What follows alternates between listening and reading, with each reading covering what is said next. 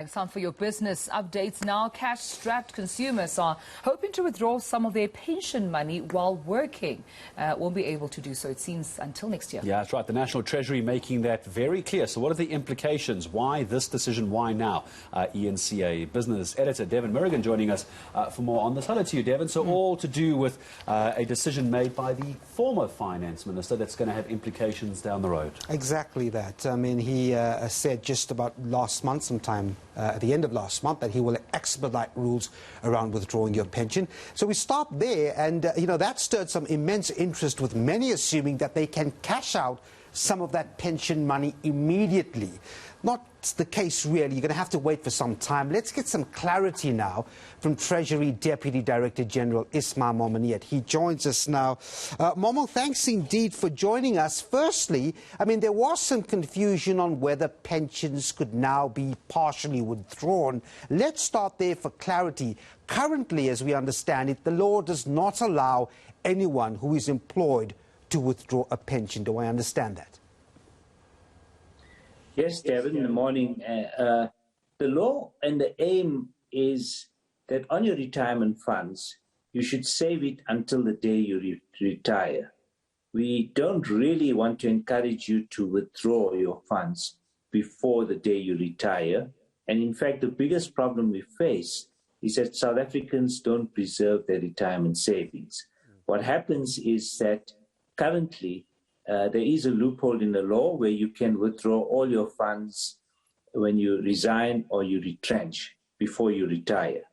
And that's a loophole that we want to close. In terms of withdrawals, I mean, we'd like to, as I said, not encourage it, because you need to save for your retirement. And that's why we provide pretty generous tax deductions to encourage you to save and to leave it until the day you retire. Now, in terms of the withdrawals, that's a very limited amount of withdrawals that will allow in very specific circumstances. So the request that's come in is if, for example, your income has declined because of COVID, those are the kinds of exceptional circumstances that we want to look at for the immediate term. And I think, and this is not a new measure, I should add that it's something that's been part of our retirement reform, that there would be some limited withdrawals, but we're going to make sure that we close the loopholes that prevent preservation.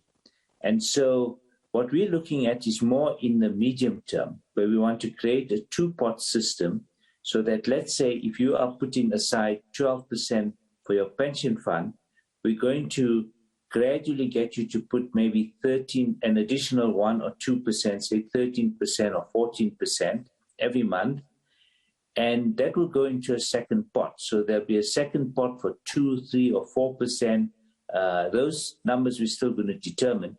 That will be for more short-term saving, and which, let's say, in 3, 4, 5 years' time, you'll be able to withdraw.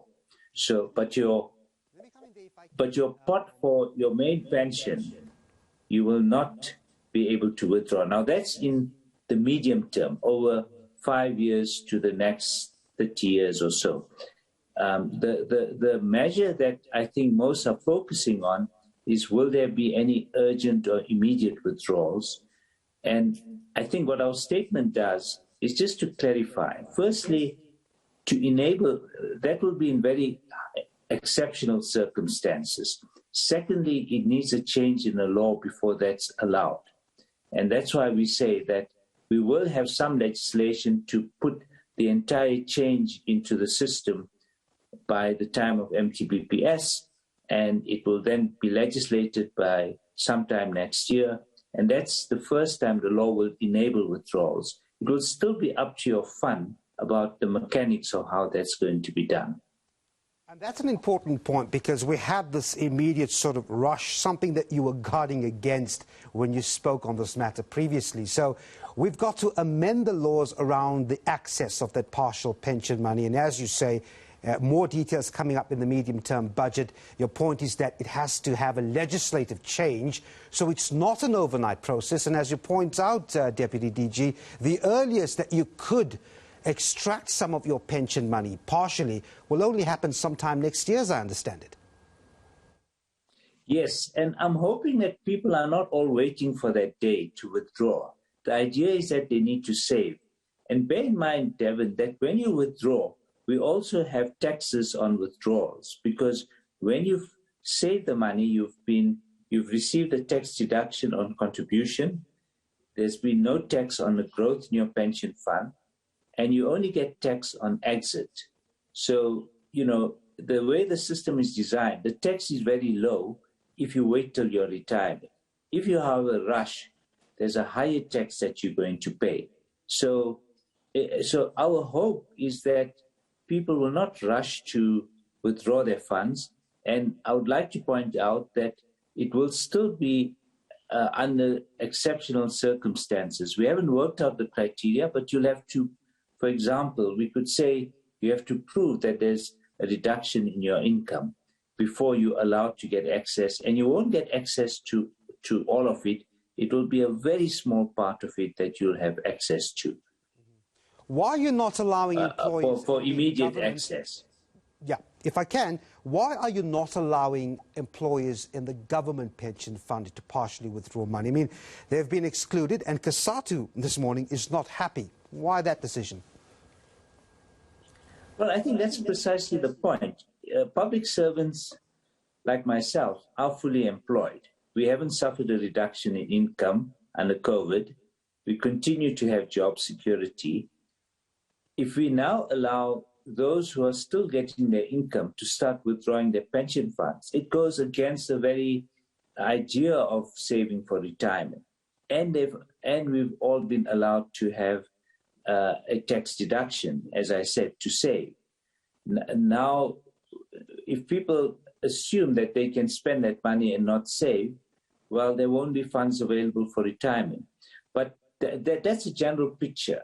Okay, that if you're fully employed, you're unlikely to be able to withdraw funds for any pension fund, not just the GEPF.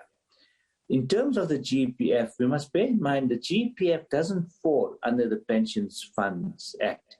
It has its own law that applies to the GEPF. It's also a defined benefit fund.